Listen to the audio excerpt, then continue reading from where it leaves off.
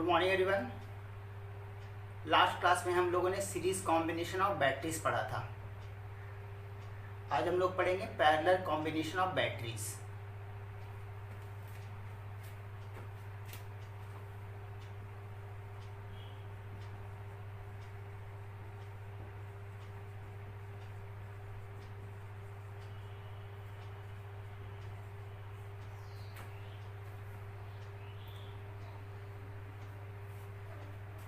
तो मैं दो बैटरी यूज करता हूं।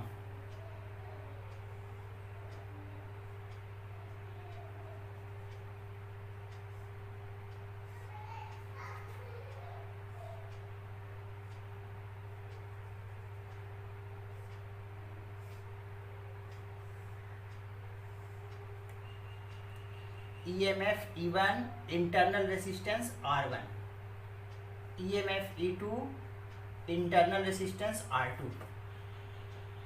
और ये दोनों बैटरी जो पैरेलल में कनेक्टेड है ये एक्सटर्नल रेसिस्टेंस से कनेक्टेड है। एक्सटर्नल रेसिस्टर का रेसिस्टेंस कैपिटल R। मुझे इससे करंट फाइंड करना है। एक्सटर्नल रेसिस्टेंस से कितना होगा? तो सपोज करो जो एक्सटर्नल रेसिस्टेंस में करंट आई, तो ये करंट यहाँ आई आया, यहाँ करंट आई आया और यहाँ से डिवीजन होगा। सपोज इससे करंट I1 गया और इससे करंट I2 गया, तो मैं कह सकता हूं I equal to I1 plus I2। I equal to I1 plus I2। मैं ऐसे भी मान सकता था, इसको I1 तो इसको I माइनस I1। अब ये एक्सटर्नल करंट फाइंड करने के दो मेथड, एक तो किरचॉफ्स वोल्टेज लॉ। मेरे पास 3 लूप्स हैं, एक लूप, दूसरा लूप, ये दूसरा लूप और तीसरा लूप ये। इन तीनों में से कोई भी 2 लूप यूज कर लेंगे किरचॉफ्स लॉ के लिए और इससे मुझे I1 I2 फाइंड हो जाएगा। और I1 I2 फाइंड हो जाएगा तो मैं I फाइंड कर लूंगा। कोई जरूरी नहीं कि मैं किरचॉफ्स लॉ से इसको सॉल्व करूं। मैं इसको सिंपल मेथड से भी कर सकता हूं। ये देखो तो, जो यहां का पोटेंशियल वही यहां का पोटेंशियल, जो यहां का पोटेंशियल वही यहां का पोटेंशियल। तो इसके across potential difference equal to इसके अक्रॉस पोटेंशियल डिफरेंस, या इसके across potential difference equal to इसके अक्रॉस पोटेंशियल डिफरेंस। ये करंट I2 है, ये करंट I1 है। ये देखो तो करंट बैटरी से निकल रहा था, मैं इसको केस ऑफ डिस्चार्जिंग बोल सकता हूं। दोनों को केस ऑफ डिस्चार्जिंग बोल सकता हूं। तो मैं ये पोटेंशियल डिफरेंस बोल सकता हूं E1 minus IR, E1 minus I1 R1, E1 minus I1 R1। याद करो डिस्चार्जिंग के केस में मैंने potential difference E minus IR और चार्जिंग के केस में E प्लस IR, जहां small r internal resistance of battery. तो मैं किरचॉफ्स ना लगा करके मैं ये पोटेंशियल डिफरेंस इक्वल टू ये पोटेंशियल डिफरेंस बोल दूं, ये पोटेंशियल डिफरेंस इक्वल टू ये पोटेंशियल डिफरेंस, या किरचॉफ्स का लूप लॉ भी लगाओगे तो वही रिजल्ट फाइनली आएगा। तो मैं इतना किरचॉफ्स लॉ क्यों लिखूं? मुझे पता है कि ये डिस्चार्जिंग का केस है, क्योंकि बैटरी के पॉजिटिव टर्मिनल से करंट आउट हो रहा है। तो डिस्चार्जिंग के केस में potential difference E minus IR, तो यहाँ क्या हो जाएगा E1 माइनस I1 R1। तो मैं बोल सकता हूं E1 minus I1 R1 equal to IR।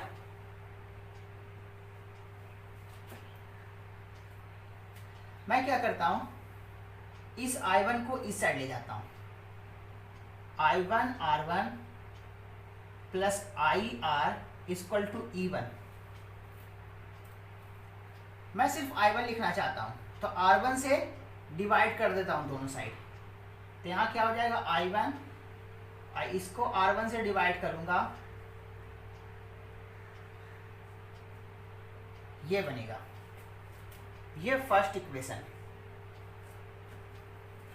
Second equation में दिस इक्वल टू दिस लिखूंगा, और यहां से मैं डायरेक्ट I2, जैसे I1 लिखा है वैसे मैं डायरेक्ट I2 लिखता हूं। तो डायरेक्ट I2 क्या होगा, इसी को देखकर बता सकते हैं। I2 equal to IR plus R2, तो मैं इक्वेशन भी लिख सकता हूँ, this equal to this. Solve करोगे तो I2 कितना आएगा, I2 plus IR upon R2 equal to E2 upon R2, ये आएगा। ये इक्वेशन 2। दोनों इक्वेशन को ऐड कर लो,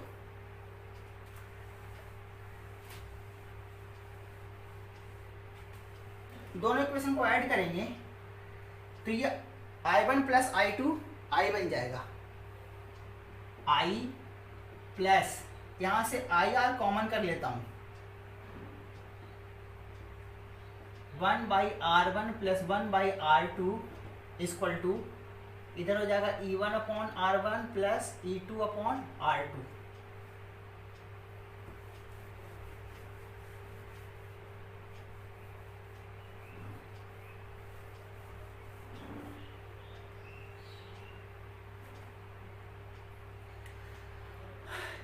यहां से मैं I कॉमन कर लेता हूं, I कॉमन करूंगा तो क्या होगा, 1 plus R, 1/R1 plus 1/R2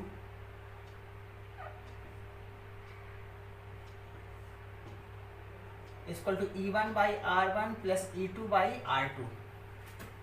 I equal to क्या रिजल्ट मिलेगा, E1/R1 plus E2/R2, 1 plus R, 1/R1 plus R2।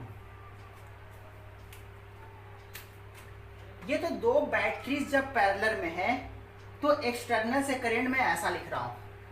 अगर 3 बैटरीज होते तो मैं क्या करता, E1/R1 plus E2/R2 plus E3/R3 up to n battery, up to En upon Rn।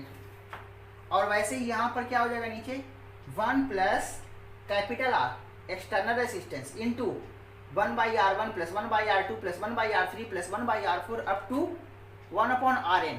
अगर n batteries parallel में हो तो ये सीक्वेंस बहुत आसानी से पता चल रहा है कि कैसे n बैटरीज के लिए लिखेंगे। 2 बैटरीज के लिए जैसे लिखा वैसे 3 बैटरीज के लिए लिखूंगा, वैसे 4 बैटरीज के लिए up to n batteries, same formula. अब इसको मैथमेटिकल फॉर्मेट में मैं कन्वर्ट करता हूं। इसको मैं कैसे समझ सकता हूं,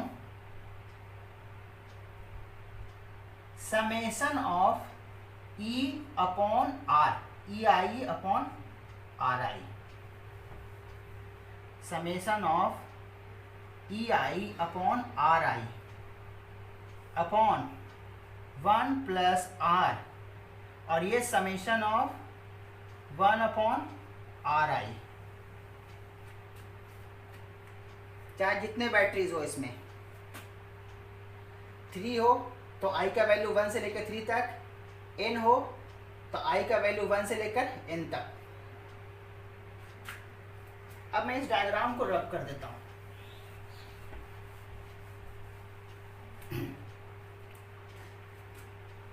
अब ध्यान देना, हम लोग कैसे करंट लिखते थे, अगर सिंगल लूप होता था तो I equal to E/R equivalent, E equivalent upon R equivalent, current equal to EMF upon resistance. तो मैं यहां से क्या बनाना चाहता हूं, ये तो जर्नल फॉर्मेट तुमको पता चल गया कैसे लिखेंगे करंट। अब मैं क्या बनाना चाहता हूं, E equivalent upon R equivalent बनाना चाहता हूं मैं। तो दोनों बैटरीज के बदले 2 रहे या 2 से ज्यादा रहे, जनरली ये लिखा हुआ है। तो मैं 2 ही बैटरीज अगर मानता हूं तो दोनों 2 बैटरीज के लिए ई इक्विवेलेंट क्या बनेगा, आर इक्विवेलेंट क्या बनेगा। तो ये आर इक्विवेलेंट नहीं दिख रहा तुम्हें। अगर मैं इसको आर इक्विवेलेंट बना दूं किसी तरीके से नीचे वाले को, तो ऊपर वाला ई इक्विवेलेंट होगा, क्योंकि I equal to e equivalent upon are equivalent होता है। तो मैं क्या करता हूँ, नीचे वाले को आर इक्विवेलेंट बनाता हूँ। कैसे बनाऊंगा आर इक्विवेलेंट, तो देखो तो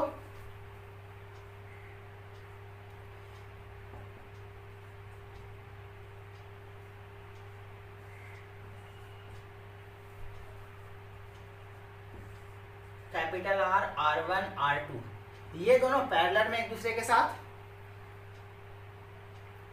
साथ पैरेलल में, और उसके साथ ये सीरीज में। तो आर इक्विवेलेंट कैसे बनेगा, R plus R1 R2 upon R1 plus R2। इसको मैं कैसे लिख सकता हूं, इसको और कैसे लिख सकता हूं, R plus 1 by summation of 1 upon R, 1 by R1 plus 1 by R2। देखो तो एलसीएम लूंगा तो वो अब ऊपर चला जाएगा, यहां बन जाएगा R1 प्लस R2, ये R1 R2 ऊपर चला जाएगा, और यहाँ R1 प्लस R2 जो कि यहाँ है। और मैं इसको लिख सकता हूं कैसे, समेशन ऑफ 1 बाई R। ये R इक्विवेलेंट है, 2 के लिए भी कह सकते हो, n बैटरीज के लिए भी बोल सकते हो ये। तो यहां से देखो तो मैं इसको इस फॉर्मेट में कन्वर्ट करना चाहता हूं, तो क्या करना पड़ेगा अपने को, इससे डिवाइड करना पड़ेगा, इसमें और इसमें। तो दोनों से डिवाइड करेंगे तो इसका वाला तो कैंसिल हो जाएगा और इस फॉर्मेट में बन जाएगा। तो मैं इससे डिवाइड करूंगा न्यूमरेटर और डिनोमिनेटर में, तो डिनोमिनेटर कैसा बन जाएगा, मुझे ये बन जाएगा, और ये मतलब आर इक्विवेलेंट, वही मैं करने जा रहा हूं। तो मैं क्या करने जा रहा हूं, इससे डिवाइड करने जा रहा हूं न्यूमरेटर और डिनोमिनेटर में। तो I कैसा बनेगा, summation of EI upon RI upon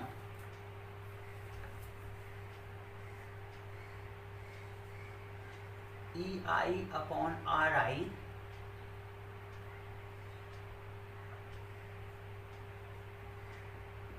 upon summation of 1 upon RI।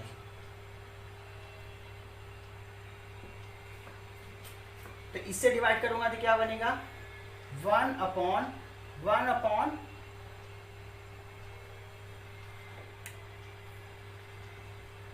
RI plus capital R। ऐसा करते ही ये क्वांटिटी आर इक्विवेलेंट बन गया। तो ये क्या होगा, ई इक्विवेलेंट। मैं फिर से इसको आर इक्विवेलेंट दिखाता हूं। इसको मैं कैसे लिख सकता हूं, 1 बाई 2 बैटरीज के लिए 1 by R1 plus 1 by R2 plus R, और ये एलसीएम लूंगा तो ये ऊपर चला जाएगा, R1 R2 है, यहाँ आ जाएगा R1 plus R2 plus capital R। R1 R2 parallel में था और उसके साथ R सीरीज में था। तो मैं कह सकता हूं कि ये E इक्विवेलेंट है, ये R इक्विवेलेंट है। तो तुम्हारा यहां से E इक्विवेलेंट कितना आ गया, E1 EI upon EI upon RI का समेशन अपॉन 1 अपॉन RI का समेशन। ये E equivalent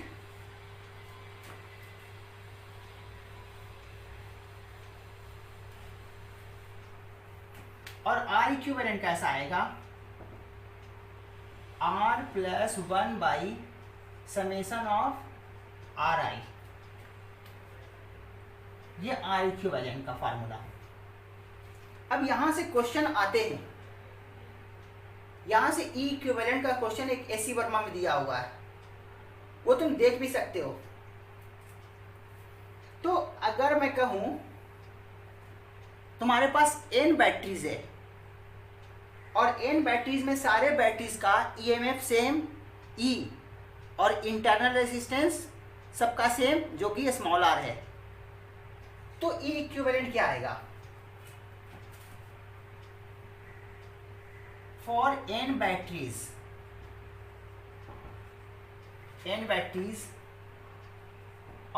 for n identical batteries, n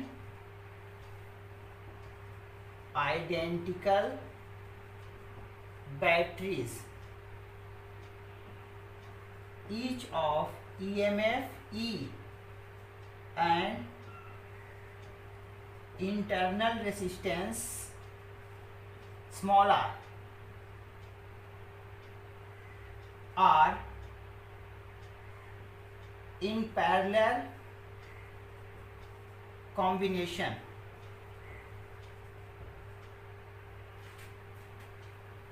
then equivalent n है तो एक के लिए E बाई आर, n के लिए n E by R, n E by R upon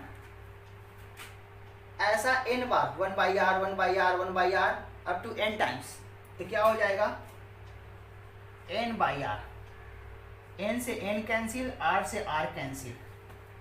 तो हम कह सकते हैं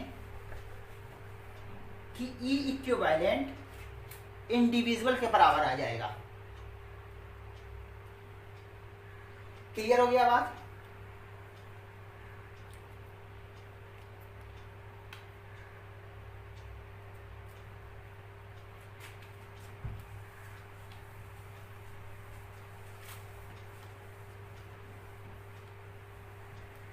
तुम एसी वर्मा का देखना एक ऑब्जेक्टिव, मुझे एग्जैक्टली ध्यान नहीं कि वो ऑब्जेक्टिव क्या है,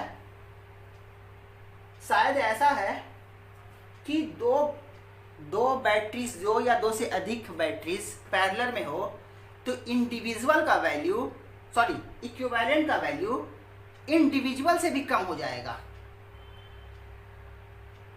इंडिविजुअल से कम नहीं होगा, कम से कम इंडिविजुअल के, यहां देखो तो इंडिविजुअल के बराबर हो रहा है, इक्वल है तो इंडिविजुअल के बराबर है। मैं एक एग्जांपल से देख लेता हूं। सपोज एक ईएमएफ 2 वोल्ट का है और उसका इंटरनल रेजिस्टेंस 1 ओम है, दूसरा मैं बोल देता हूं 4 वोल्ट का है और इसका भी इंटरनल रेजिस्टेंस 1 ओम है, ये दोनों पैरेलल में, तो इसका ई इक्विवेलेंट कितना होगा? ई इक्विवेलेंट तो कैसा था formula? Summation of E by R 1 by R, जिसको मैं बोल सकता हूं E1 by R1 plus E2 by R2 upon 1 by R1 plus 1 by R2।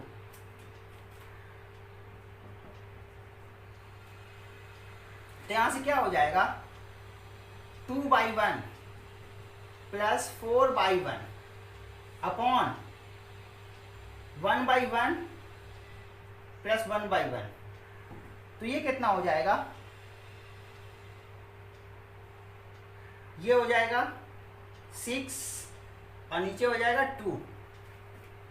देखो तो यहां से ये वैल्यू हो जाएगा तुम्हारा 3। इक्विवेलेंट ईएमएफ बड़े वाले से तो कम है लेकिन छोटे वाले से ज़्यादा है, तो वो ऑब्जेक्टिव तुम देख के समझ जाओगे कि तुम्हें क्या पूछ रहा है। तो यहाँ से हम एक कंक्लूजन ले सकते हैं कि इक्विवेलेंट ईएमएफ जो मिनिमम ईएमएफ है उससे ज़्यादा होगा और मैक्सिमम वाले से कम मिलेगा इक्विवेलेंट ईएमएफ। यहाँ से हम कंक्लूड कर पा रहे हैं। और जब सेम हो जाएगा दोनों तो इक्विवेलेंट इंडिविजुअल के बराबर हो जाएगा, इसीलिए हम बोल रहे हैं कि मिनिमम इक्विवेलेंट इंडिविजुअल के बराबर होगा। और और बाकी का इक्विवेलेंट इंडिविजुअल से ज़्यादा होगा, सॉरी इंडिविजुअल नहीं, लोएस्ट ईएमएफ से ज़्यादा होगा और हाईएस्ट ईएमएफ से कम मिलेगा तुम्हें। तो वो ऑब्जेक्टिव तुम देख लेना। अब मैं आगे बात कर रहा हूँ।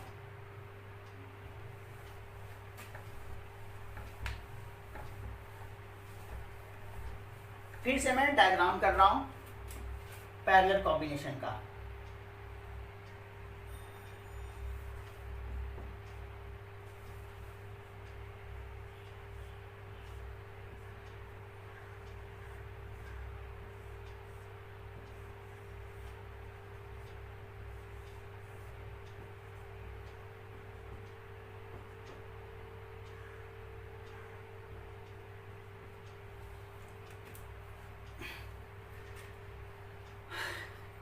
इसके अक्रॉस करंट तुम्हें बता दिया गया, इसके अक्रॉस करंट बता दिया गया, तो इसके अक्रॉस तुम पोटेंशियल डिफरेंस भी लिख सकते हो। करंट पता है, रेसिस्टेंस पता है, तो इसके अक्रॉस पोटेंशियल बोलो, या मैं इसे ए पॉइंट दूं और बी पॉइंट दूं, तो ए बी के अक्रॉस भी पोटेंशियल डिफरेंस बोल सकते हो। जो इसके अक्रॉस है, इस रेसिस्टर के अक्रॉस, वही पोटेंशियल डिफरेंस इस बैटरी के अक्रॉस भी बोल सकते हो और इस बैटरी के अक्रॉस भी। तो पोटेंशियल डिफरेंस ये बोलो या ये बोलो। तो मैं VA माइनस VB फाइंड करना चाहता हूँ, VA माइनस VB। तो VA माइनस VB कितना हो जाएगा, I इंटू R। अब I का वैल्यू मैं लिखता हूँ डायरेक्ट। I का वैल्यू अभी सिखाया था, मैं E1 और R1 के टर्म, E1 और E2 के टर्म लिखता हूं। तो कैसे बोलूंगा,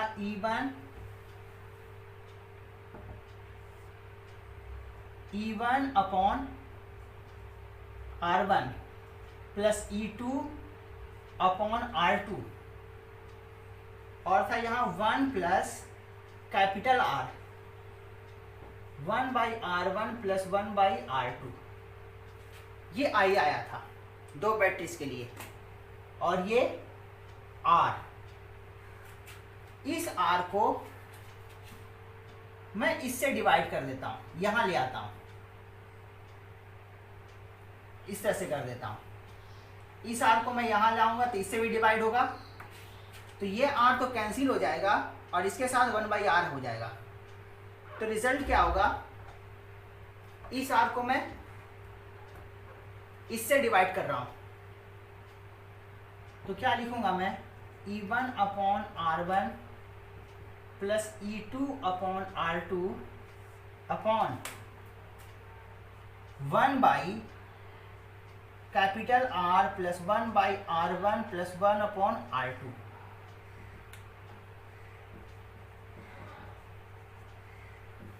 ये पोटेंशियल डिफरेंस तुम बोल सकते हो कि इस बैटरी के क्रॉस है, या इस बैटरी के क्रॉस है, या एक्सटर्नल रेसिस्टेंस के कॉरस्पॉन्डिंग है।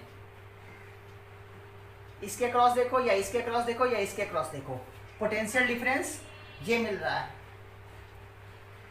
अगर मैं इस रिजल्ट को थोड़ा और अच्छा दिखे, इसके लिए अगर मैं इसको कैपिटल R1 बोल दूं, क्योंकि इंटरनल रेसिस्टेंस कोई जरूरी नहीं कि मैं स्मॉल r से ही दिखाऊं, या मैं इंटरनल रेसिस्टेंस ना बोलूं, इसको मैं एक आइडियल बैटरी ले लूं और उसके साथ R1 रेसिस्टेंस मैं कनेक्ट कर दूं, कुछ भी कर सकते हो। या मैं इसी का इंटरनल रेसिस्टेंस को कैपिटल R1 बोल दूं, इसके इंटरनल रेसिस्टेंस को कैपिटल R2 बोल दूं, और इस एक्सटर्नल रेसिस्टेंस को मैं R3 बोल दूं, तो मेरा रिजल्ट कैसा दिखेगा, R1 R2 R3, एक सब बोल देता हूँ सीक्वेंस में, 1 by R1 1 by R2 1 by R3। एससी बार में ऐसा क्वेश्चन तुम्हें दिया हुआ है कि पोटेंशियल डिफरेंस फाइंड करना है। अब मैंने जो ऐसे सर्किट, जो पैरेलल कॉम्बिनेशन दिखाया है, जनरली ऐसे ही प्रूव करते हैं। अब मैं इसी रेसिस्टेंस को, जो ये कनेक्टेड है, मैं इस रेसिस्टेंस को छोटा वायर से, वायर को छोटा कर दूं और डायरेक्ट मैं यहां जोड़ दूं, ये भी तो कर सकता हूं। इस रेसिस्टेंस को जो बड़ा वायर से जोड़ा हुआ है, वायर को छोटा करके मैं ऐसे भी तो जोड़ सकता हूं। ऐसे जोड़ूंगा तो कैसा दिखेगा, देखो तो।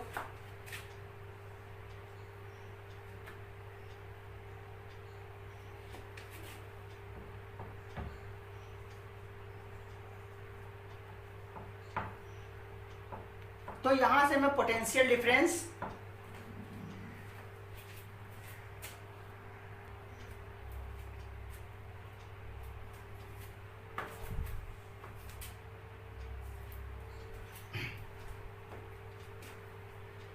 तो देखो तो ए और बी के अक्रॉस पोटेंशियल डिफरेंस तुमसे पूछ दे तो यही रिजल्ट दिखेंगे। तो अगर एक्सटर्नल के अक्रॉस तुम्हें करंट पता हो, एक्सटर्नल यहां भी दिखा सकते हैं, यही आई है और ये I1 था और ये I2 था और I1 I2 मिलके I बन गया। तो एक्सटर्नल इसके अक्रॉस पोटेंशियल डिफरेंस बोलो, इसके अक्रॉस, इसके अक्रॉस, ये मिलने जा रहा है। अब इसी क्वेश्चन को जो मैंने अभी थ्योरी बताया उसको क्वेश्चन के फॉर्मेट में तुम्हें ऐसे क्वेश्चन दे देगा, या क्वेश्चन और कैसे देगा वो देखो। तुम्हें यहां बैटरी लगाएगा, यहां रेसिस्टेंस लगाएगा। मैंने अभी बोला था कोई जरूरी नहीं कि मैं इंटरनल रेसिस्टेंस दूं, एक्सटर्नल भी बना सकता हूं। R1 यहां बोल देगा तुम्हें, E2 यहां बोल देगा R2, ये एक यहां रेसिस्टेंस कनेक्ट कर देगा R3 और तुमसे पूछ लेगा, इसको A बोल देगा, इसको B बोल देगा। ये डायग्राम और ये डायग्राम सेमी डायग्राम है। ये E1 था, देखो तो इस रेसिस्टेंस को मैं यहाँ पे, रेसिस्टेंस कहीं भी रखो कोई फर्क नहीं पड़ता, यहाँ पोटेंशियल डिफरेंस लिखना है। इसके क्रॉस या इसके क्रॉस लिखना हो तो अलग बात है। मान लो कि ये बोल दे पोटेंशियल डिफरेंस लिखने के लिए, तो यहाँ करेंगे यूज। अगर ये रेसिस्टेंस यही है तो मैं ये पोटेंशियल डिफरेंस मतलब इसका पोटेंशियल डिफरेंस, लेकिन ये रेसिस्टेंस यहाँ होता तो पोटेंशियल डिफरेंस चेंज कर जाता। तो इसके अक्रॉस पूछे तो ये रेसिस्टेंस कहाँ है उस पर डिपेंड करेगा, लेकिन इसके अक्रॉस के लिए ये रेसिस्टेंस यहाँ है या इसके पास है कोई फर्क नहीं पड़ता। तो इसके अक्रॉस पोटेंशियल डिफरेंस सेम रह जाएगा। अब तुम इस रेसिस्टर को तुम इसके इंटरनल रेसिस्टेंस से भी रिप्लेस कर सकते हो। इसके अक्रॉस पोटेंशियल डिफरेंस लिखना है तो R1, इसको तुम यहां रिप्लेस कर दो R2। देखो तो यही केस बन गया, दोनों बैटरीज पैरेलल में, देख लो दोनों का पॉजिटिव टर्मिनल एक पोटेंशियल पर और इधर का पोटेंशियल एक, ये देख लो। तो ये दोनों बैटरीज पैरेलल में, सेम डायग्राम है ये। अब इसी क्वेश्चन को, ऐसे क्वेश्चन को और तुम्हें कैसे देगा, एक बैटरी और यहां लगा देगा, पोलैरिटी सेम डायरेक्शन में भी कर सकता है, अपोजिट डायरेक्शन में भी कर सकता है। अभी मान लो सेम डायरेक्शन में कर देता हूं पोलैरिटी को, और इसकी जगह पर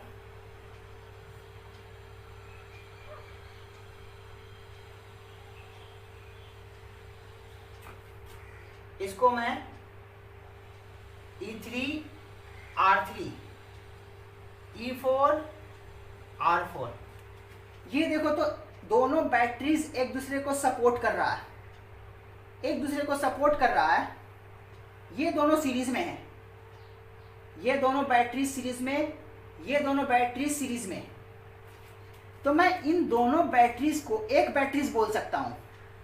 नेट ईएमएफ कितना, E1 प्लस E4, और इंटरनल रेसिस्टेंस मैं दोनों का कितना बोलूंगा, R1 प्लस R4। इन दोनों बैटरीज को मैं एक बैटरीज बनाता हूं, तो नेट ईएमएफ कितना, E2 प्लस E3, और net internal resistance R3 plus R2। ये दोनों को एक बैटरी बना लूंगा, ये दोनों को एक बैटरी बना लूंगा, और फिर ये रिजल्ट लिख लूंगा मैं, क्योंकि मुझे इसी फॉर्मेट में लिखना है, इस फॉर्मेट में कन्वर्ट करना था। दोनों बैटरीज को एक बना दिया, इन दोनों बैटरीज को एक बना दिया, और इसके क्रॉस पोटेंशियल डिफरेंस लिख लिया। तो देख लो, अगर अपने को रिजल्ट याद है तो क्वेश्चन इसी तरह से डायग्राम उलट उलट के तुम्हें दे देगा कंफ्यूज करने के लिए। तुम्हें लगेगा मुझे पूरा सर्किट सॉल्व करना है, जबकि पूरा सर्किट सॉल्व करने की जरूरत ही नहीं है। ये simple parallel combination of batteries का क्वेश्चन है, ये तुम्हें समझना पड़ेगा। और अगर समझ गए तो रिजल्ट ध्यान है, तो एक स्टेप में तुम लिख सकते हो। और एक स्टेप में लिखने का तरीका भी मैंने सिखा दिया। E1 का इंटरनल रेसिस्टेंस R1, E2 का इंटरनल रेसिस्टेंस R2 और R3 एक्सटर्नल रेसिस्टेंस। तो पैरेलल कॉम्बिनेशन के लिए दोनों बैटरीज के अक्रॉस पोटेंशियल डिफरेंस बोलो, या एक्सटर्नल रेसिस्टेंस के कॉरस्पॉन्डिंग पोटेंशियल डिफरेंस मिलो, यही बनेगा रिजल्ट। तो ये रिजल्ट याद रखना बहुत टफ नहीं है, याद हो जाए तो एट ए टाइम तुम आंसर लिख सकते हो। नहीं याद है तो क्विक सॉल्व कर लो, समझ ही रहे हो कैसे पैरेलल कॉम्बिनेशन में करते हैं। तो तुम्हें डेरिवेशन भी आना चाहिए, कैसे मैंने डेराइव किया, और रिजल्ट भी याद रखना चाहिए। अगर रिजल्ट याद रहेगा तो एट ए टाइम तुम आंसर कर पाओगे।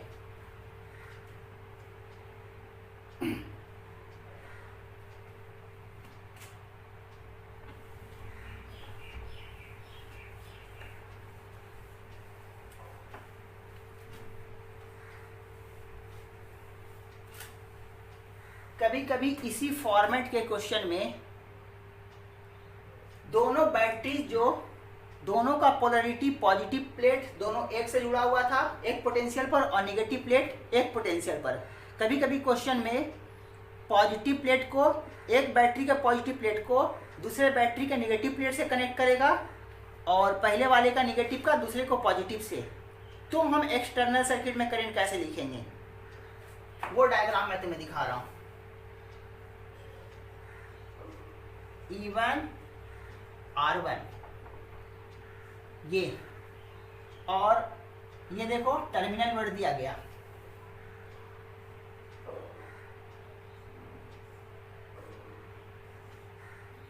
E2 R2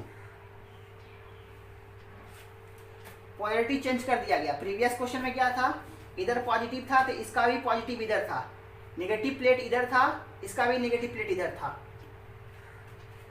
अब एक्सटर्नल से कोई करंट, वो एक्सटर्नल ऐसे भी कनेक्ट हो सकता है या फिर डायरेक्ट ऐसे भी हो सकता है, दोनों एक ही बात है। मैं अभी ऐसे ही दिखाता हूं।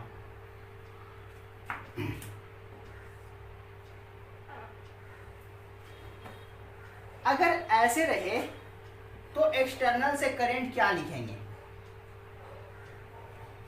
अगर मैंने करंट ऐसे दिखाया है, इसका मतलब इस सर्किट में करंट, इस बैटरी, ये बैटरी डोमिनेट कर रहा है इस बैटरी पर, इसलिए करंट इसके अकॉर्डिंग बना है, देख लो।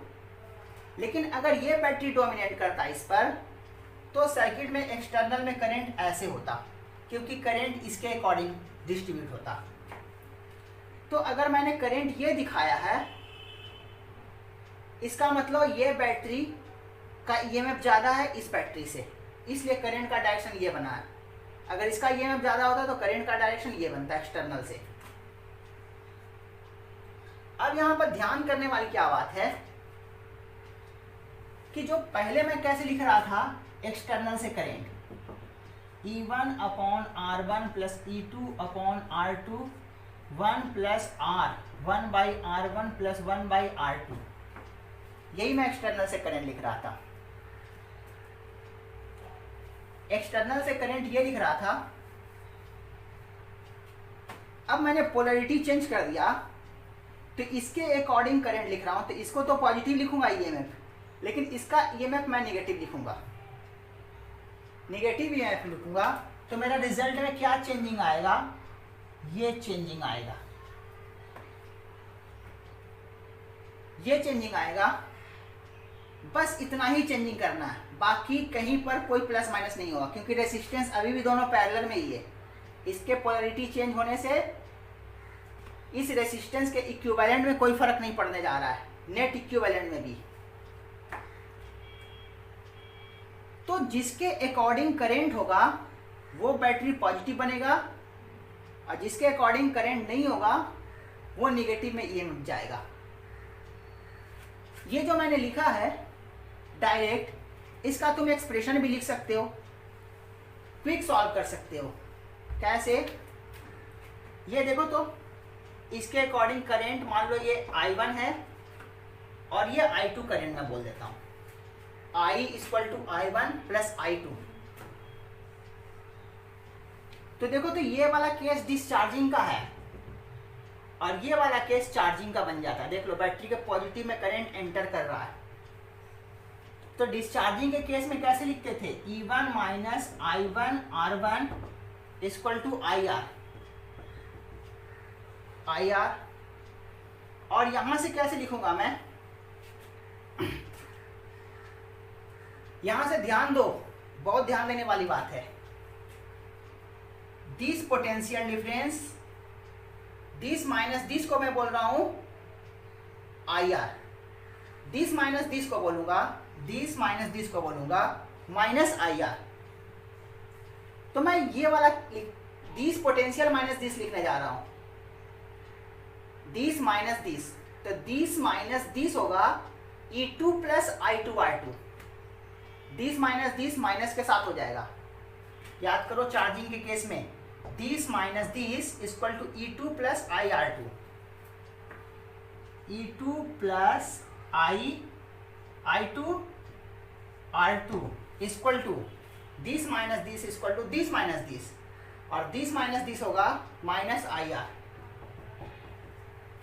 इसको तुम सॉल्व करोगे, जैसे कि मैंने इनिशियली पहले जब इसका डिराइव कर रहा था, दोनों का पोलैरिटी सेम लेकर के जैसे मैं डिराइव किया था वैसे ही डिराइव करोगे, तो अभी जो रिजल्ट मैंने एक्सप्लेन किया था वही रिजल्ट आ जाएगा।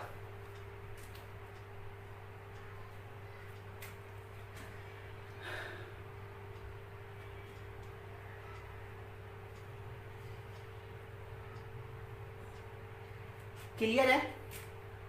तो ये बात बहुत अच्छे से ध्यान रखना कि अगर पोलैरिटी, दोनों का पोलैरिटी चेंज हो जाए बैटरी का, तो करंट एक्सटर्नल में कैसे लिखना है, उसके अकॉर्डिंग एक्सटर्नल में पोटेंशियल डिफरेंस कैसे लिखना है।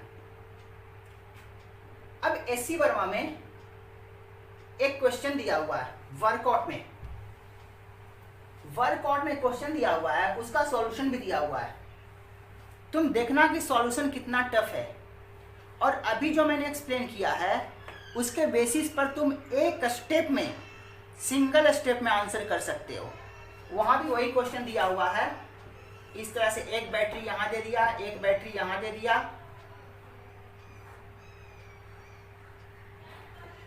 एक बैटरी यहां दे दिया, एक बैटरी यहां दे दिया, internal resistance E1 E2 R2 E3 R3 E4 R4, और ये एक रेसिस्टेंस कनेक्ट कर दिया R। तुमसे पूछ देगा इसके अक्रॉस पोटेंशियल डिफरेंस बताओ, इसको A बोल दो, इसको B, तो VA - VB क्या होगा। अब ध्यान देना, ये दोनों बैटरी सीरीज में है तो इसको एक बना दो, ये दोनों बैटरी सीरीज में है तो इसको एक बना दो। अब हो सकता है कि इसका वैल्यू भी ज्यादा हो ईएमएफ का, या इसका ईएमएफ का ज्यादा हो। तो अब सोचना कैसे है, मान लो मैं ये वाला फार्मूला लिखना चाहता हूं, E1 / R1 + E2 / R2 / 1 + R1 + R2। External से करंट में लिख रहा हूँ, ये लिखना चाहता हूँ आई। तो इसका मतलब है कि दिस प्लस दिस है E1 और E2 क्या है, इधर मैं पॉजिटिव रख रहा हूं क्योंकि ये दिस माइनस दिस लिख रहा हूं पोटेंशियल डिफरेंस, इसका पोटेंशियल डिफरेंस, इसका पोटेंशियल माइनस इसका पोटेंशियल डिफरेंस लिख रहा हूं। तो बैटरी का मैं इधर पॉजिटिव टर्मिनल मान रहा हूं। तो इसके अकॉर्डिंग देखो तो ये निगेटिव है, ये पॉजिटिव है, तो इधर वाले टर्मिनल, इधर वाला जो पॉजिटिव टर्मिनल है उसको मैं पॉजिटिव लिख रहा हूं। तो इसका मैं पॉजिटिव ईएमएफ लिखूंगा और इसका मैं निगेटिव लिखूंगा क्योंकि दोनों अपोज कर रहा है एक दूसरे को। तो मैं दिस माइनस दिस नहीं लिखूंगा, दिस माइनस दिस लिखूंगा क्योंकि मैं इस फार्मूला में, याद करो, इस फार्मूला में जो सेकंड ईएमएफ होता था उसका पॉजिटिव टर्मिनल इधर होता था, नेगेटिव टर्मिनल इधर होता था।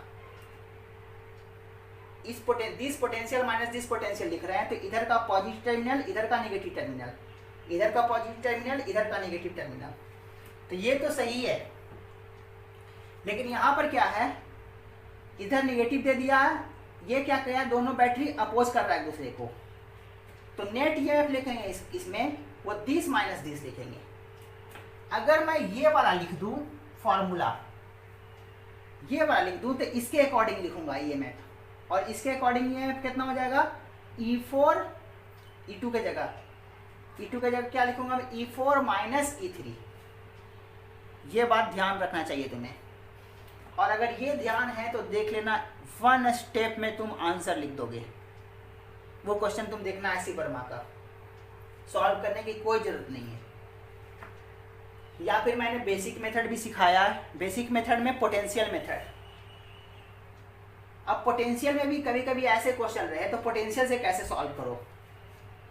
पहले तो सर्किट को छोटा करो, सर्किट को छोटा करने के लिए इन दोनों बैटरी को एक बैटरी बनाओ, इंटरनल रेसिस्टेंस को एक बनाओ, इन दोनों बैटरी को एक बैटरी बनाओ, इंटरनल रेसिस्टेंस को एक बनाओ। सपोज इस सिस्टम को चेंज करके, छोटा करके मैं इस तरह से लिखा,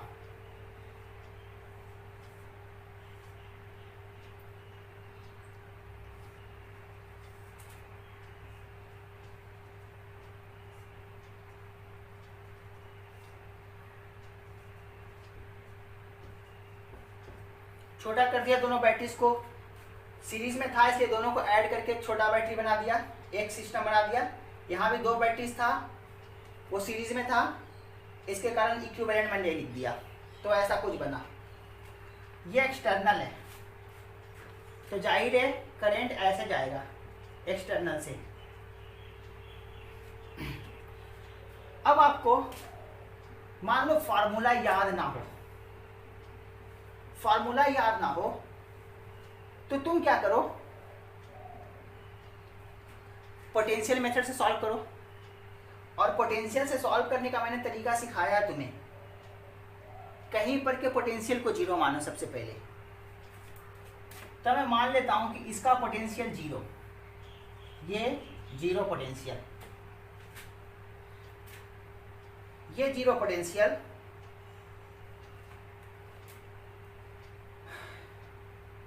या मैं इधर का पोटेंशियल को मैं मानता हूं 0। इसको और सिंप्लीफाई कर सकते हो तुम, इसके अक्रॉस अगर पोटेंशियल डिफरेंस देखना है तो तुम क्या करो, इस रेसिस्टेंस को इधर कर दो, ज़्यादा बेटर समझ में आएगा तुम्हें। ऐसे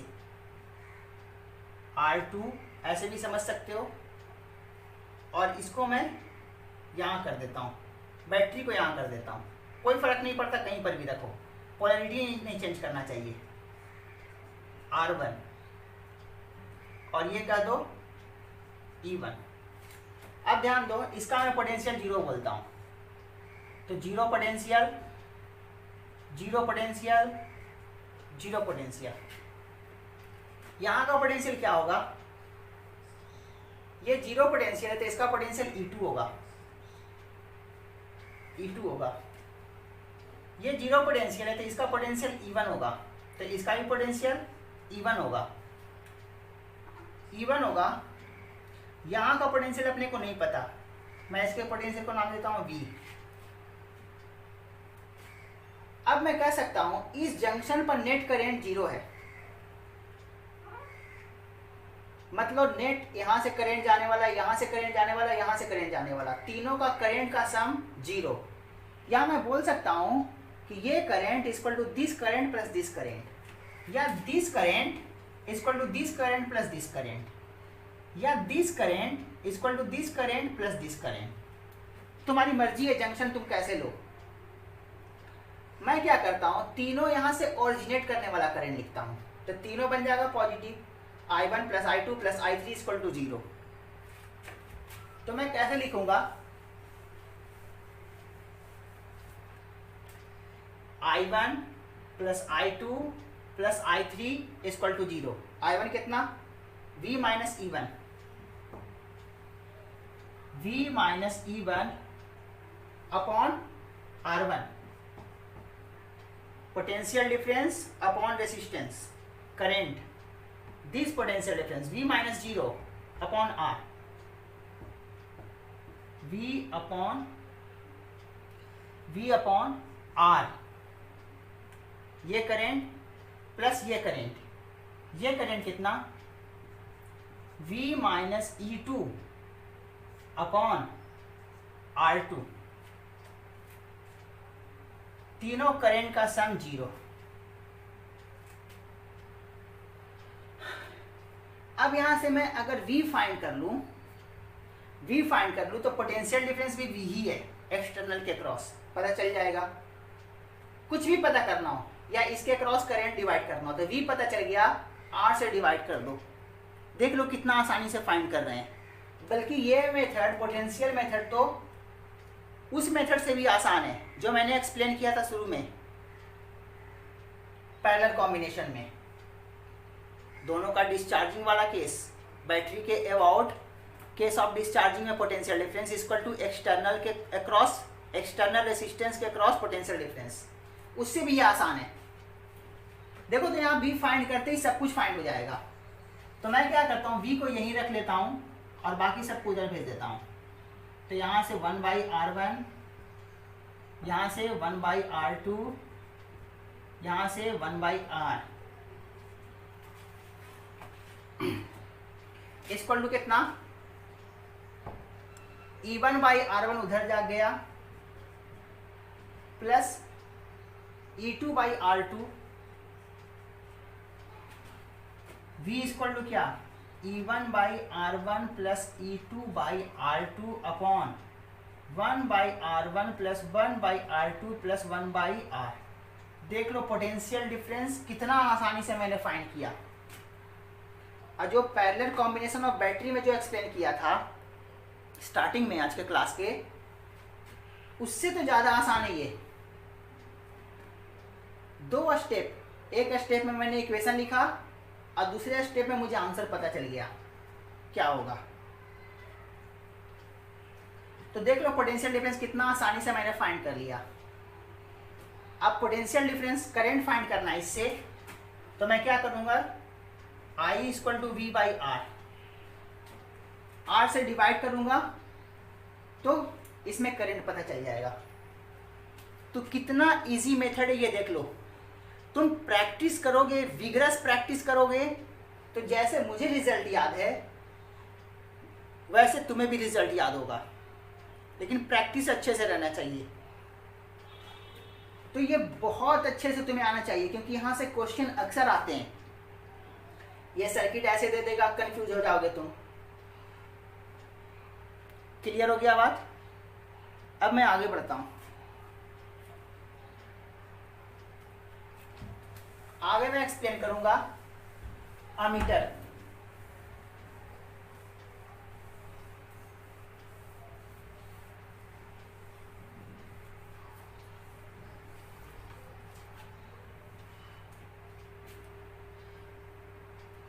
इसको बोल सकते हैं इलेक्ट्रिक इंस्ट्रूमेंट, टॉपिक में भी पढ़ते हैं।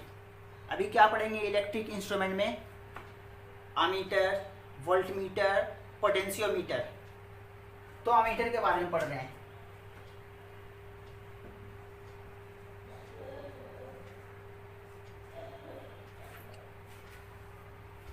थोड़ा बहुत तुम्हें पहले से पता होगा कि अमीटर एक ऐसा इंस्ट्रूमेंट है जो करंट को मेजर करता है।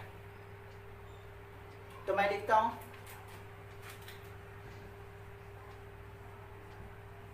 ammeter is an instrument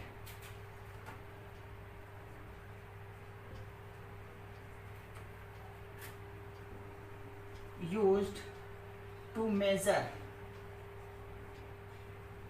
an electric current.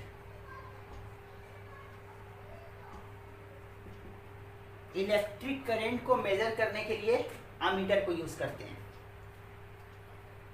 अब जिस सर्किट में तुम्हें करंट पता करना हो, इस सर्किट में करंट पता करना है, तो इस सर्किट में तुम सीरीज कॉम्बिनेशन में जोड़ दो।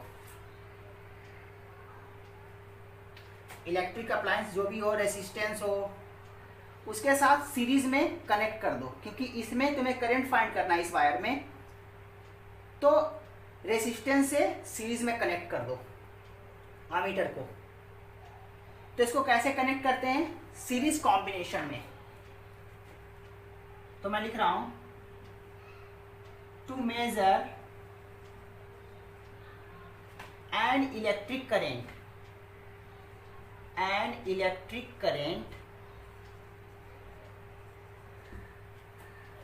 it is connected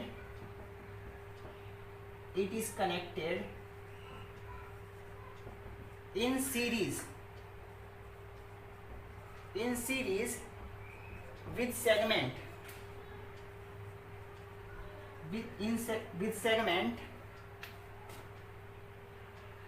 which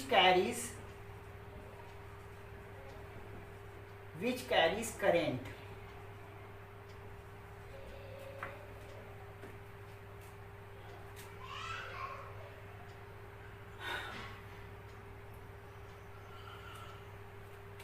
तो ये तो अमीटर हो गया कि अमीटर का काम क्या है, उसको कनेक्ट कैसे करते हैं।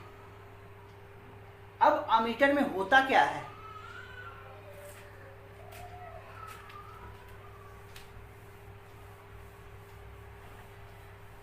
उसको पैराग्राफ चेंज करके लिख रहा हूं।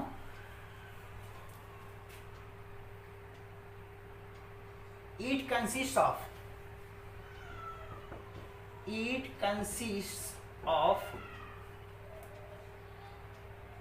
a small resistor, a resistor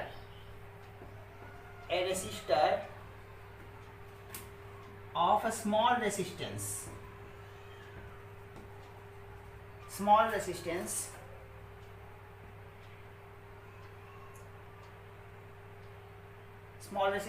R,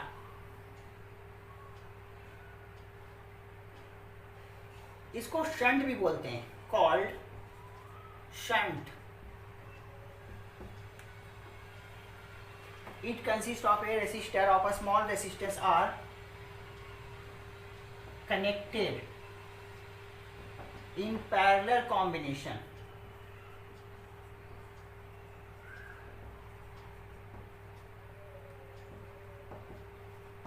with a coil.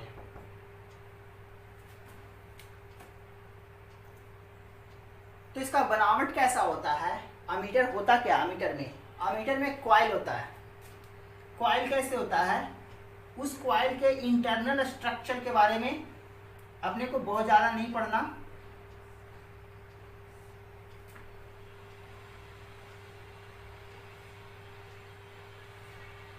एक सिलिंड्रिकल कंडक्टर होता है जिसमें कॉइल्स बाउंड किए हुए रहते हैं, और एक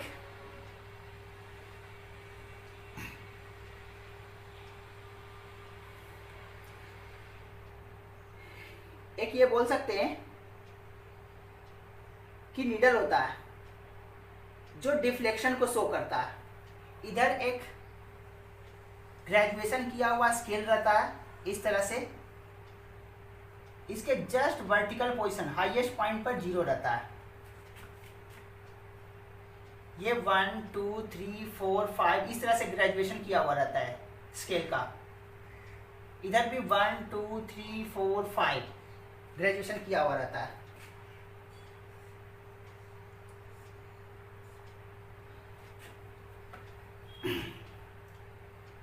ये मैग्नेट का कोई एक नॉर्थ पोल होगा, एक साउथ पोल होगा।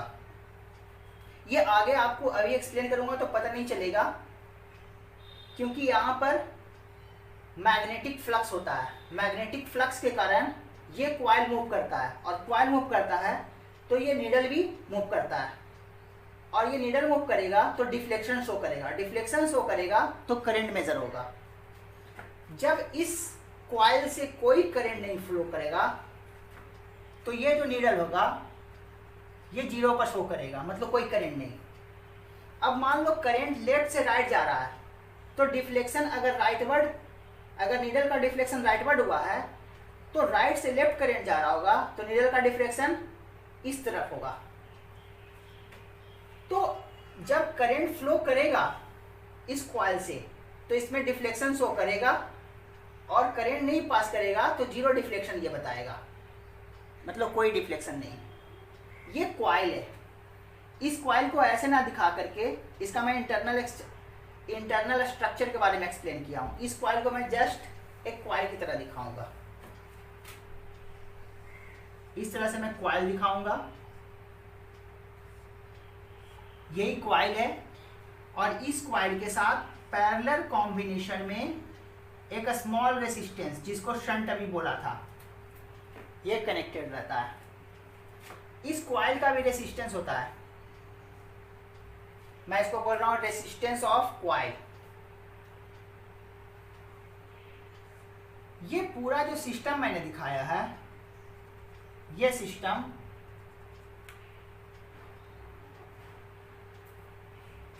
यही सिस्टम एमीटर है।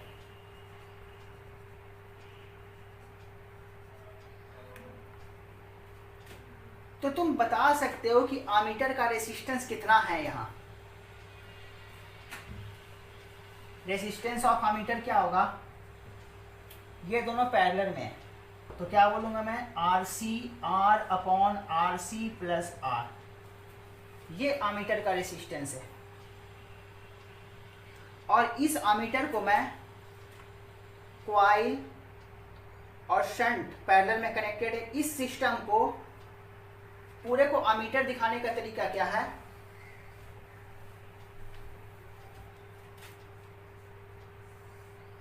ये एमीटर का सिंबल है। इस तरह से एमीटर को रिप्रेजेंट करते हैं। तो एमीटर को रिप्रेजेंट करते हैं इस सिंबल से। तो मैं बोल सकता हूं इसका, ये एमीटर का रेसिस्टेंस कितना, R/C प्लस R।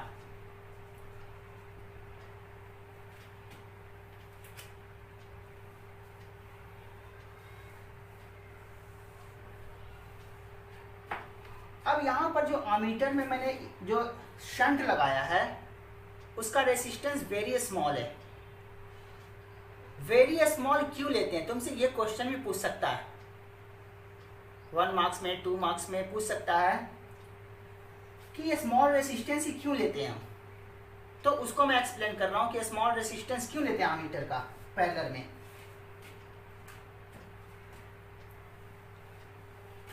एक मैं सर्किट बनाता हूँ, सिंपल सा सर्किट। ये बैटरी का EMF E, मान लो ये आइडियल बैटरी है तो इसका इंटरनल रेजिस्टेंस नहीं है, ये कोई एक्सटर्नल रेजिस्टेंस है। इसमें मैं, तो इसका करंट कितना होगा, इसमें करंट कितना होगा सर्किट में, I=E/R। अगर मैं इसमें एमीटर लगा दूं, मान लो मुझे करंट मेजर करना है, तो करंट मेजर करना है तो जिसमें करंट मेजर करना है उसके साथ मैं क्या करूंगा, एमीटर को कनेक्ट कर दूंगा वायर से। तो इस वायर में मुझे करंट फाइंड करना है तो मैं एमीटर लगा के दिखाता हूं। एमीटर लगा दिया,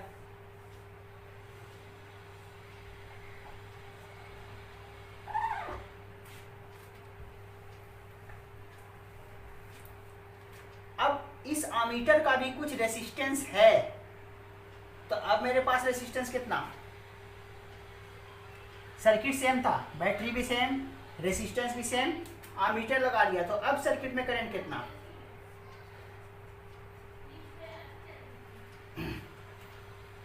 करंट देखो तो डिक्रीज कर गया, करंट डिक्रीज कर गया। क्यों डिक्रीज कर गया? क्योंकि एमीटर का भी कुछ रेसिस्टेंस है। अब करंट डिक्रीज कर गया तो जितना करंट होगा उतना ही तो ये मेजर करेगा। तो एक्चुअल में करंट तो है इतना, लेकिन ये एमीटर कितना मेजर करेगा? कुछ कम मेजर करेगा, क्योंकि रेसिस्टेंस बढ़ गया सर्किट का एमीटर लगाने से। तो यहां देखो तो 100% एक्यूरेट करंट नहीं मेजर कर सकता। अगर इस एमीटर का रेसिस्टेंस जीरो होता, इस एमीटर का रेसिस्टेंस जीरो होता तो करंट 100% एक्यूरेट मेजरमेंट करता, लेकिन एमीटर का रेसिस्टेंस जीरो है नहीं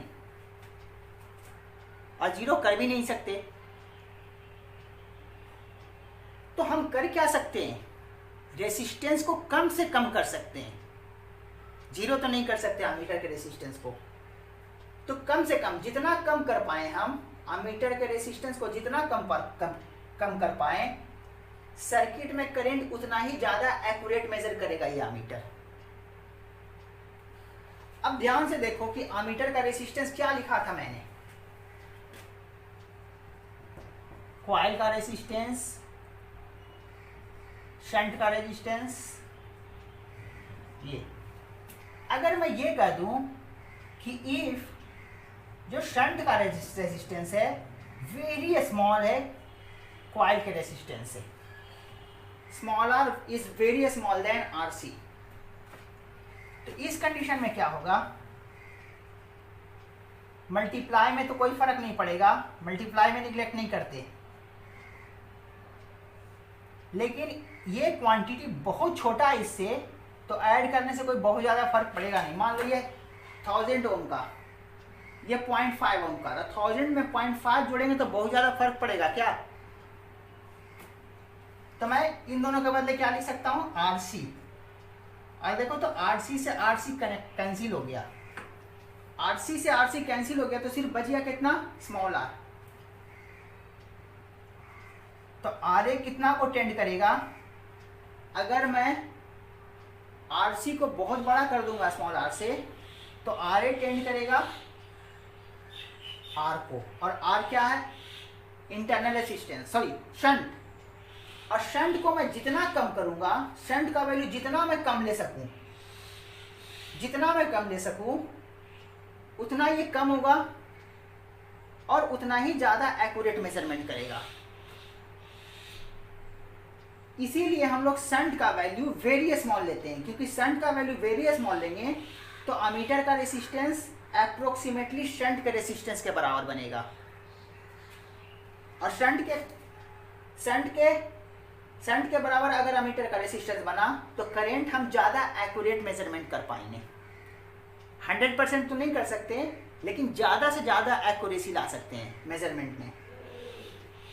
इसीलिए तुम एक्सप्लेन कर सकते हो कि तुम्हें पूछ दे कि शंट का वैल्यू क्यों वेरी स्मॉल लेते हैं, तो तुम बोल सकते हो ये सर्किट, दोनों सर्किट बना करके दोनों को कंपैरिजन करके दिखा दो। दोनों सर्किट अभी मैंने एक्सप्लेन किया था, वहां से ये एक्सप्लेन कर सकते हो कि इस एमीटर के कारण करंट का मेजरमेंट डिक्रीज कर जाता है। अब उस मेजरमेंट को ज़्यादा एक्यूरेट करने के लिए एमीटर के रेसिस्टेंस को हमको जीरो करना पड़ेगा। जीरो हो नहीं सकता, जीरो नहीं हो सकता तो हम मिनिमम करेंगे, और मिनिमम कैसे करेंगे वो मैंने यहाँ से एक्सप्लेन कर दिया कि मिनिमम कर सकते हैं जब कॉइल के रेसिस्टेंस को बहुत ज़्यादा कर दें इंटरनल रेसिस्टेंस से, या बोलो कि इंटरनल रेसिस्टेंस वेरी स्मॉल लें कंपेयर टू कॉइल का रेसिस्टेंस, तो जो एमीटर का रेसिस्टेंस है वो इंटरनल रेसिस्टेंस के बराबर हो जाएगा। क्लियर हो गया बात? अब मैं इससे एक क्वेश्चन करता हूं।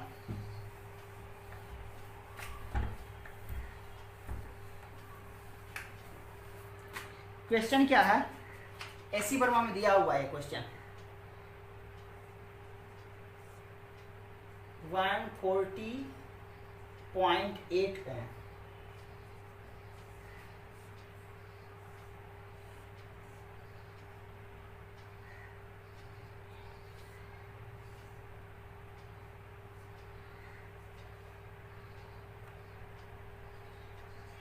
ये 20 वोल्ट का बैटरी है। ये आमीटर में तुम्हें लैंग्वेज में लिखा हुआ है, इस आमीटर में कॉइल का रेसिस्टेंस दे दिया है 480 ओम, 480 ओम, और इसका जो शंट है, शंट का रेसिस्टेंस 20 ओम दे दिया। तो यहां से देखो तो आमीटर का रेसिस्टेंस कितना बनेगा। तुमसे इसमें क्वेश्चन क्या पूछता है कि बताओ आमीटर का रीडिंग कितना होगा। रीडिंग ऑफ आमीटर क्या होगा। तो आमीटर का रीडिंग मतलब क्या, इससे करंट, और करंट के लिए क्या हो जाएगा, पोटेंशियल डिफरेंस अपॉन रेसिस्टेंस। तो ये दोनों रेसिस्टेंस सीरीज में, तो आमीटर का पहले रेसिस्टेंस तुम्हें लिखना पड़ेगा। तो आमीटर का रेसिस्टेंस, कॉइल का रेसिस्टेंस दिया हुआ है और शंट का रेसिस्टेंस दिया हुआ है। तो यहां से आमीटर का रेसिस्टेंस कितना हो जाएगा, 480 इंटू 20 अपॉन 480 प्लस 20। इसको तुम सॉल्व करोगे तो तुम्हारा आंसर आएगा 90.2 ओम। तुम चेक करके देख लेना। और ऐसा करेंगे तो देखो तो टोटल रेसिस्टेंस कितना बन जाएगा, आर इक्विवेलेंट 140.8 प्लस 19.2, ये कितना बन जाएगा 20, ये बन जाएगा 160 ओम, ये बन जाएगा। तो तुम करंट कितना लिखोगे जो कि आमीटर में रीड करेगा, I equal to potential difference upon resistance.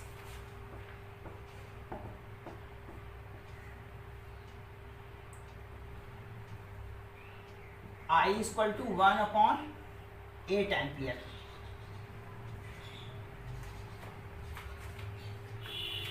तो इस तरह से तुम करंट भी फाइंड कर सकते हो।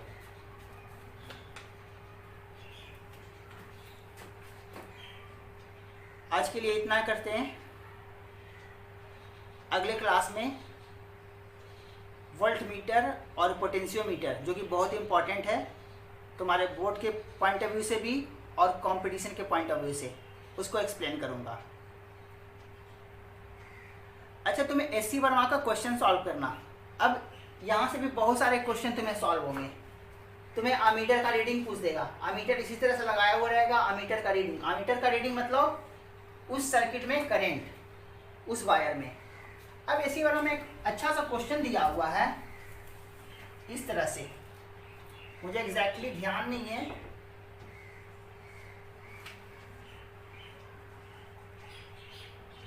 ये एक वेरिएबल रेसिस्टेंस है, इस तरह से दिया हुआ है। मान लो यहाँ अमीटर लगा दिया, अमीटर लगा दिया, ये पोटेंशियल डिफरेंस दे दिया, ये रेसिस्टेंस दे दिया, पूरा का रेसिस्टेंस दे दिया तुम्हें, पूरे का रेसिस्टेंस दे दिया, मान लो 10 ओम।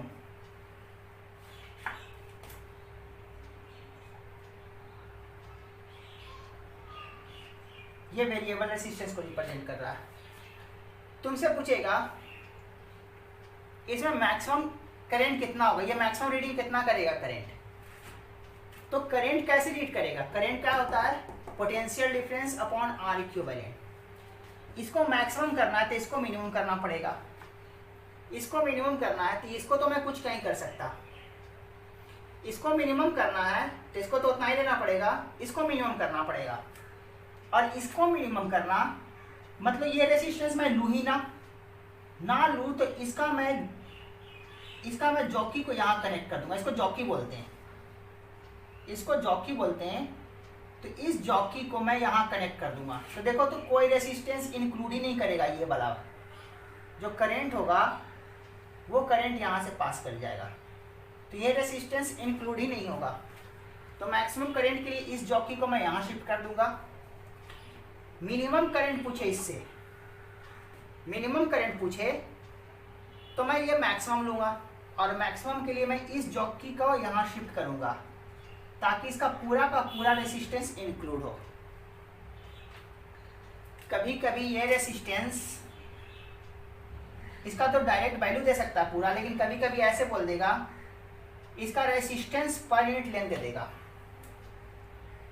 Resistance per unit length. तो रेसिस्टेंस मान लो कि इसका रेसिस्टेंस 10 ओम है, रेसिस्टेंस पर यूनिट लेंथ तुमको दे दे ऐसे, रेसिस्टेंस पर यूनिट लेंथ को लैम्डा भी बोल सकते हैं हम, 10 ओम पर मीटर, और तुमको बोल दे कि ये लेंथ 2 मीटर है, तो इसका रेसिस्टेंस तो लिख सकते हो ना तुम, 1 मीटर का 20 ओम, तो 2 मीटर का रेसिस्टेंस कितना 20 ओम। तो हो सकता है कि इस वेरिएबल रेसिस्टेंस का वैल्यू डायरेक्ट टोटल वैल्यू ही दे दे, और नहीं तो कभी कभी रेसिस्टेंस पर यूनिट लेंथ में भी देता है। तो ऐसे क्वेश्चन को तुम सॉल्व कर लोगे। तो अब तुम बहुत सारे क्वेश्चन एसी वर्मा को सॉल्व कर सकते हो, सर्किट से रिलेटेड या जहाँ पर अमीटर लगा हुआ है वहाँ का क्वेश्चन सॉल्व कर सकते हो।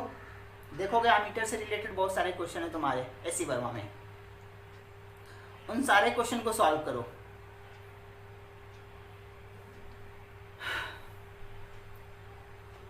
तो नेक्स्ट क्लास में मिलते हैं।